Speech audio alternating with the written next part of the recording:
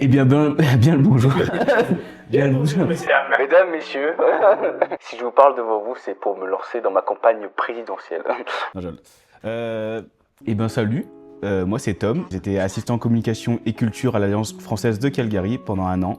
Donc, je suis arrivé en février 2025 et là, je vais repartir au mois de janvier 2026. J'avais déjà pas mal voyagé dans ma vie, mais c'était la première fois que je m'installais vraiment et que j'allais vivre dans un pays pendant une aussi longue durée. Donc, c'était un petit challenge, mais bon, j'avais 24 ans, donc je me suis dit pourquoi pas tenter cette nouvelle aventure. Alors moi, il faut savoir que le service civique, je connaissais pas du tout. J'ai découvert l'OFQJ, donc l'Office franco-québécois pour la jeunesse. Et donc, il propose plusieurs offres de service civique dans plusieurs pays. Et moi, le Canada, ça faisait un moment que je voulais vivre dans ce pays. Enfin, c'était un pays qui m'intéressait.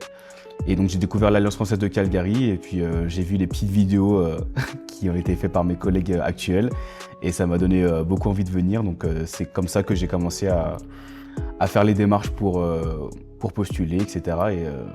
Et après j'ai été pris. Il y a quoi?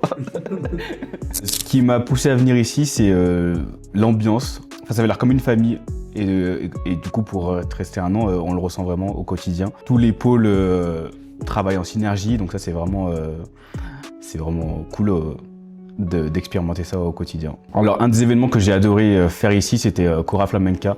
Donc c'était vraiment 2 semaines après que je suis arrivé au Canada et c'était un concert au National Music Center à Calgary. Et donc là, ce concert, c'était un mélange entre la kora, donc un instrument qui vient du Sénégal, et le flamenco. La fusion des deux, c'était vraiment très intéressant et ouais, c'était vraiment une bonne expérience. Il y a 2 événements pour lesquels je suis vraiment fier d'avoir contribué. Donc le premier, c'est le Fashion Show. C'était vraiment un événement qui nous a pris du temps à organiser, mais c'était vraiment enrichissant. Et puis j'ai pu être photographe le jour J. Donc moi j'adore la photo, donc c'était vraiment intéressant pour moi de pouvoir pratiquer sur un tel événement. Le deuxième événement, pardon, c'est l'exposition photo que je suis en train de réaliser, qui a actuellement exposé au 3e étage de C-Space, là où on travaille. C'était un processus assez long.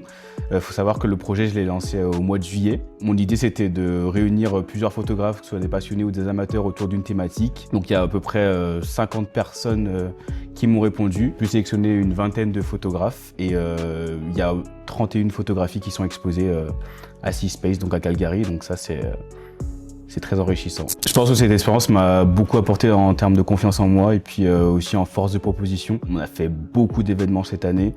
Donc c'est toujours bien de donner son avis et puis de pouvoir porter des projets de A à Z.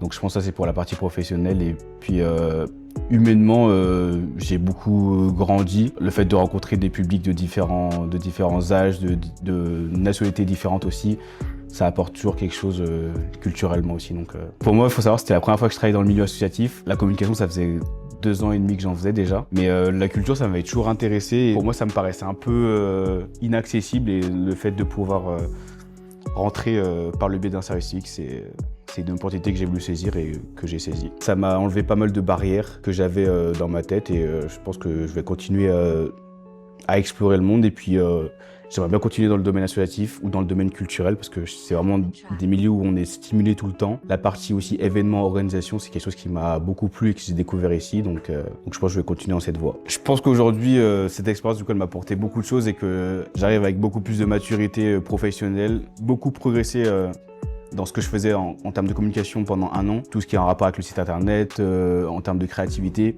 Puis j'ai beaucoup pu développer mon attrait pour la photographie. Rajouter à celle que j'ai développée en termes d'organisation d'événements, je pense que je pourrais être un atout très intéressant pour une future structure culturelle. Je pense que les personnes qui hésitent à faire une expérience de service civique ou à voyager ou même découvrir un autre pays, je pense qu'il ne faut pas hésiter. Je pense que c'est important de se challenger un peu dans la vie. Moi, j'ai mis du temps à franchir le cap, mais je ne regrette pas du tout. Ce qui est bien aussi avec le service civique ou même d'autres formes de volontariat, c'est qu'il y en a pour tous les goûts. Moi, j'ai choisi le Canada et la culture parce que c'est ce qui m'intéressait. Le Canada, c'était un pays qui m'intéressait depuis un moment et la culture aussi, c'était un domaine dans lequel je me voyais évoluer.